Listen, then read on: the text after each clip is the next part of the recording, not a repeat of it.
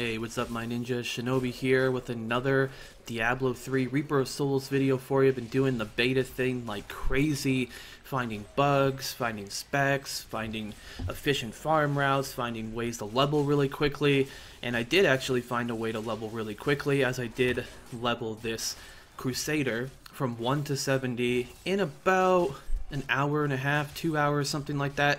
But I was streaming, I wasn't trying to go full out. I bet I could do it a lot faster, and that was solo. That wasn't getting power leveled or anything like that, and I will release a video about that in the coming future here. I'm kind of scared too, because I know Blizzard's gonna nerf it, but you know, we'll see. Maybe if you guys want to see it, put it down in the comments. If you don't, you want me to keep it secret, you know, just tell me. But I mean, I think part of my duty as a beta tester is to, you know, get them, you know, acknowledged to these type of things. But today what we're going to do is talk about the Crusader, and I have been uploading videos every single day, so make sure you check out all the videos that I'm doing for Reaper of Souls. The Crusader has been looking awesome. I've been having lots of fun with it. You can see gameplay in the background of me just tearing through monsters on Torment difficulty. It is just a very fun class. Some things about it are very overpowered, but I have a theory on why the Crusader seems very overpowered. Some classes have some abilities that are very overpowered. Does that mean they need to be nerfed? I don't think so. I think that some abilities, yes, they are overpowered, but let's face it, Torment 6 is incredibly difficult, and they have so much health. And most players right now only have rare items. I mean, some players have a couple legendaries here and there. I mean, I have a couple legendaries on my Demon Hunter and a couple on my Crusader. You know, actually, I haven't got a legendary on my Crusader yet. Yeah, so I just have to look back on that. But the Crusader is this class that, you know, when it first came out in the Friends and Family beta, there were a lot of streamers that were using the beam, which they coined the term Rape Beam, which is Heaven's Fury. And what it does is it brings down a big, you know, you can see it in the gameplay, it brings down a big lightning storm type thing, like a big lightning bolt that would just melt even Torment 6 monsters that have billions of health. And that definitely was a problem. They did nerf that, and that was overpowered, because you shouldn't be able to kill a Torment 6 monster in like two or 3 seconds. But there's still some abilities that are a little overpowered. I'm going to go over what they are in this video and the spec idea that I came up with the Crusader. But so far, how I've been liking the Crusader before we get into the spec and build thing. I feel like it's a really fun class. It's really like fun, you know, looking, you know, it's got like this lightning coming down from everywhere. You're charging on your horse. I mean, it's the first, you know, class in the game that gets a mount, you know. It's not a mount you get to use all the time. It's a cooldown, but it's still, I mean, maybe that's the future of Diablo. Maybe we're going to see more mount type things come into, you know, future expansions and such. Maybe that'll be something that we just get is mounts, because, I mean, let's face it, I mean, to farm efficiently, you need to be able to move quickly, and yeah, the steed definitely does that for you. So it's one way I'm able to gear out so quickly. I've only been playing this character for, you know, a day now, and I'm already at almost 13 million toughness and 600,000 damage, and I just started playing this character. So, you know, a long way to go with that, but I feel like Crusaders have a lot of fun, cool specs too. They have, you know, specs where you could be super tanky and you can do like thorns damage. They have specs where you can like do cooldown reduction. There's specs where you can do like, you could do like block chance, where you just get your block like crazy and do damage through your block chance, which are things we'll talk about in future videos if they don't change anything. But everything is subject to change though, which is always very important. That's why I put the beta in the title of the video. And also the burst damage. Now this one here is a burst damage spec that I just really like using, and let's go ahead and go into that, and I'll show you a little bit about it. Okay, so now we're in game. This is my Crusader right here. Crusaders just look amazing too. Like, look at this. Like, my Demon Hunter could never look this cool, man. Like, look at this. Is just rare items, you know. Just imagine what the legendaries are gonna look like. It's just crazy. They look so awesome. So this is my character here. I have this is the gear that I have, and these are the stats that I have. I'm going to go over a little bit more about that in just a minute. Also, these are the skills that I have right here. And let's go over the skills first, because that's something you've been looking at in the gameplay and go, wow, what's that? What does that do? Like, you know. So this gives you kind of a heads up on what you might do when Reaper of Souls comes out, or you get into the beta, which I'm trying to get you guys in, don't worry. So right here, let's take a look at the first one, which was the Rape Beam. As from before, Heaven's Fury. Now, Heaven's Fury by itself, with no ruin, is 1260% weapon damage over 6 seconds. It's holy damage, which is an important factor, and we'll talk about that a little bit more soon. And then you have the this one here, which is the Ascendancy, I think it's called. This one ups it to 1680, so it's just very powerful. And how this ability works is wherever your mouse points, it goes right onto there. I kind of did a little bit weird. And it goes on to the target that it searches for the closest target, and it starts melting that target and doing damage over time. If it kills it right away, it goes to a new target and keeps going. I mean, the cooldown on it's only 20 seconds, but if you use a lot of cooldown reduction type gear, which I'm planning on building up pretty soon, this spec is still in progress. I'm going to make this better. Then you have the next ability here, which is called Phalanx. I don't know, it's such a weird word. Phalanx, I think. Anyways, Phalanx, that's what I'm calling it. Costs 30 Wrath, and I'll show you the regular ability here. So this is what it looks like without a ruin. And you just shoot it, like that. And you shoot out a bunch of guys. So you can do that a couple times. And it hits right in front of you. They kind of wave back and forth a little bit. It's not too exciting when it comes to that. And then you have your rune that I use with it, which is called Shield Barrier. Now this is an OP ability. Like, this ability can melt Torment elites, bosses, champ packs, whatever. It melts them. And the way that it melts them is because you get so many of these guys together, and then they all do damage at the same time, and you can stack it a bunch of times. And the weapon damage to begin with, 295, is already really high. So let's show you your demonstration. Let's say I wanted to kill this Templar right here. All I would do is run right on top of him and drop these guys and put my mouse where I want them to circle around him, so he can't go anywhere. He can't run through these to get out. And if it was actually a mob, they would turn inside and hit him, but they're just hitting on the outside by default because there's no actual target there. But you can't actually kill the Templar. So they would come inside and they would hit him, and they'd just be all hitting for crazy damage, and you just melt elites with this ability. So it's really crazy. The next ability here is the Steed Charge. Now what I use is the Rejuvenation one, because I feel like the other ones that do damage and such, like I'll show you some of the other choices you have here. You have like this one where it does like damage and knocks back guys. You have Nightmare, which puts damage on the ground, which I guess is okay. You have the increases duration to 4 seconds, which is nice. You can run faster for longer.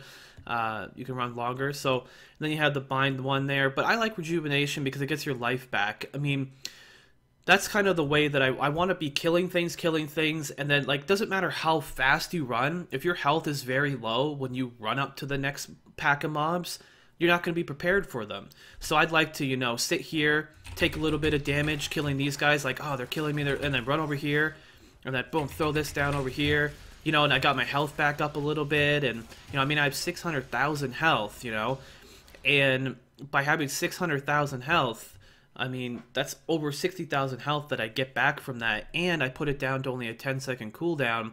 So it's kind of like, you know, I mean, you have your cooldown for this, which is 30 seconds, so you get to do this 3 times, whereas you do a potion, you know, just once in 30 seconds. So that's about 180,000 health that you get back. That's about 1/3 of my health that I get back, and that's not even including the health potion. So combination between these two, I get my health all the way back up to full. And because I'm so tanky, my health doesn't really go down that much to begin with. It goes down a little bit depending on the pack, but I mean, yeah. So let's look at the next ability here, which is Bombardment. Now it's a 40-second cooldown. It normally is a 60-second cooldown, but I'm using Lord Commander here, which reduces that by 20 seconds. One reason why the Steed's good too, I forgot to mention, was because your maximum movement speed is reduced when you're using a two-hander in your main hand and a shield in your offhand, you know? So The reason why that's really good is because it helps you have mobility, and mobility equals efficiency, and efficiency equals lots of legendaries. Yay! So yeah, so bombardment though is insane. Now this is what it normally does. Normally, without the impactful one, it hits for, call it an assault, it rains down spears. So let me show you it without the thing here. See what it looks like.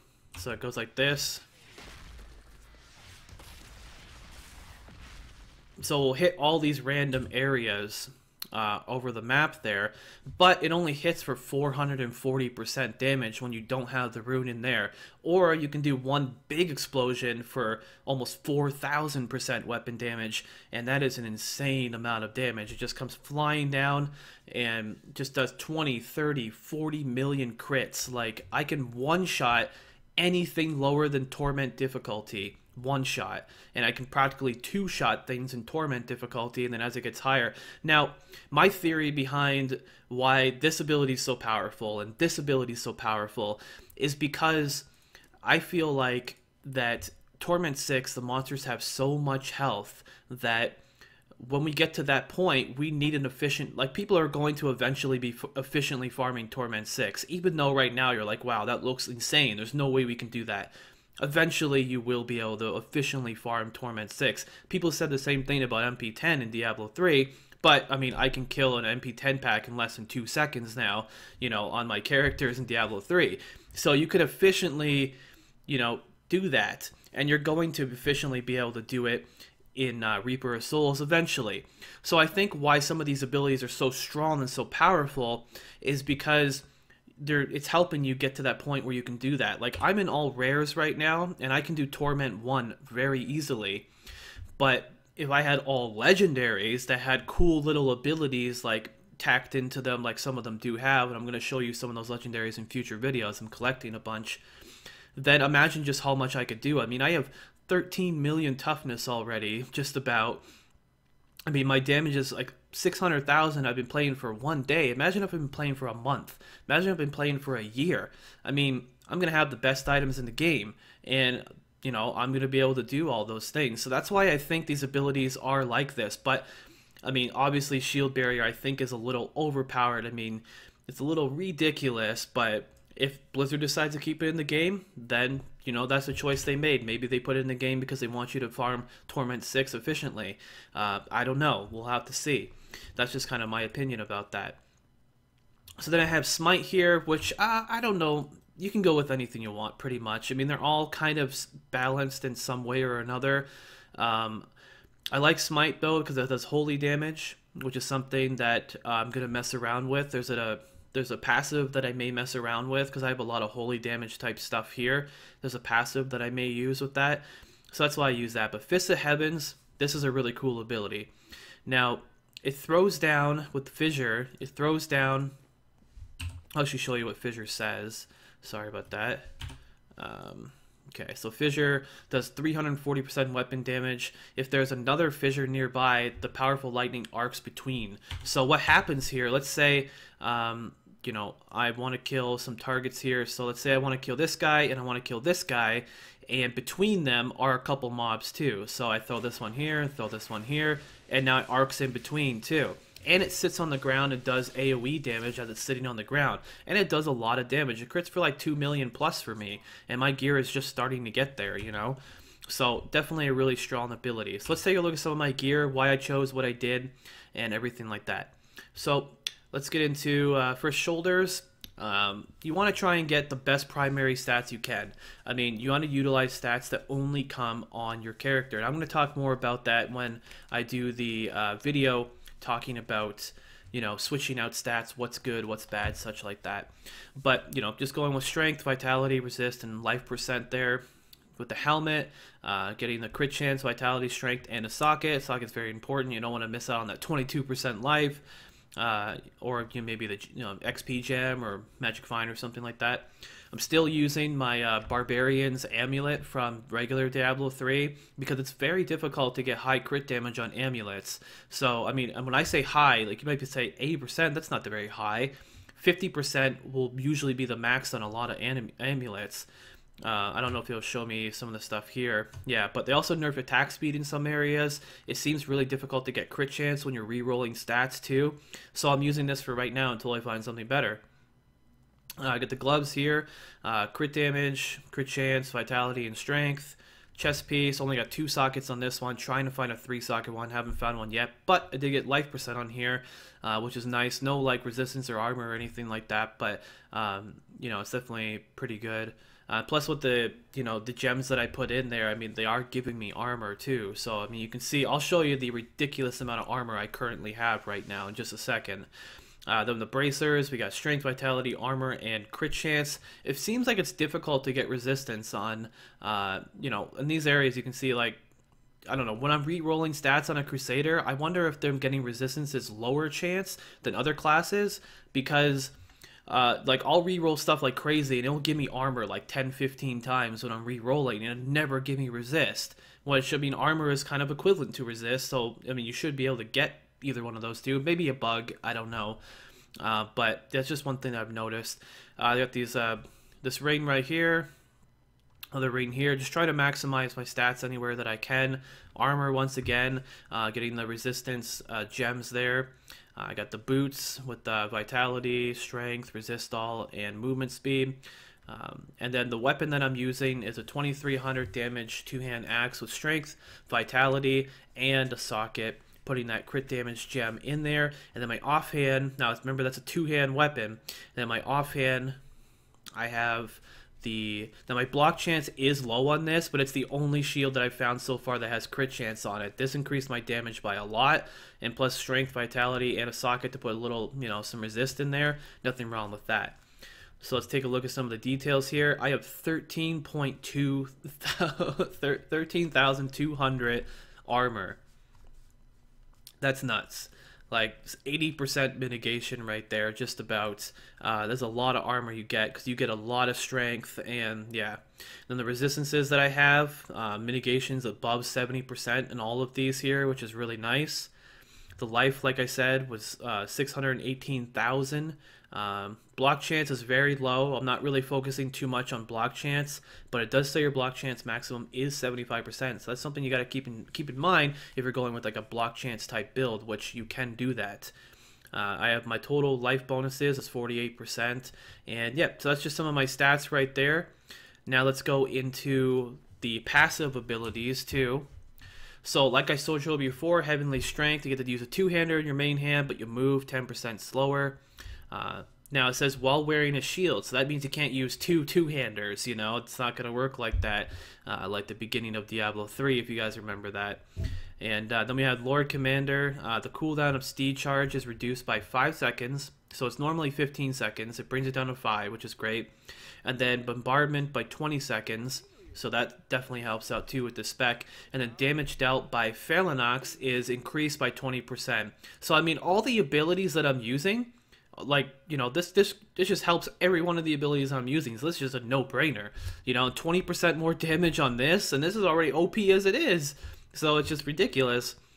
We got Finery. Now this is an iffy one, but I think that I kind of like it right now. I think this will benefit you the most when you're under-geared. When you start getting a lot better gear, you don't need this anymore. But when you're under-geared, this is a good possibility for you. So you gain 70 resist all to elements, to resist all elements. So for every color gem socketed in your gear, if you have 5 different color gems in your gear, you gain another 70 bonus on top of that. So let's say you have 4 of them, 70 times 4. Math is hard. You know, 28 right there. So that's 28. That's 280 resist all you get extra right there. If you have 4 of them, if you have 5 of them, then you're gonna get 35, 350 plus another 70, so you get 410. So I think 410 is like the maximum you can get there. That's not even including if you're using gems, like you're going to be using the resistance gems too. So resist is mainly, like if you use Refinery, you can get all your resist just from gems, but it requires you to use gems you may not want to use. For me, it works out pretty well because you use the resistance gems, which work really well. I use the strength ones here. I use the the purple one in the helmet. I use the crit damage one over here. The only thing I'm missing is a topaz one, which I don't really have a need for in certain situations. So that's why I use it right now. I get a lot of resistance out of it. Like you can see 10-16. Let's look at that. We'll take this passive off and see the difference here. So let's take a look. Look how much it dropped down there. Now it's down to 736. So I was 736. I had a 67% mitigation. And then you go and put it back on. And you can see now I have a 74% mitigation. So, that's like 7 or 8% mitigation difference. That's a huge deal.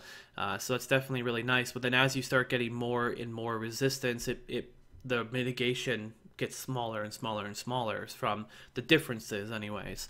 So don't get too much resist, but that's why I said when your gear gets better, you're not going to need that ability anymore. So you're going to be able to use it somewhere else and everything. And then finally, we have Wrathful. I'm messing around with this one right now. My block chance is really low, so it might not be the best idea for me.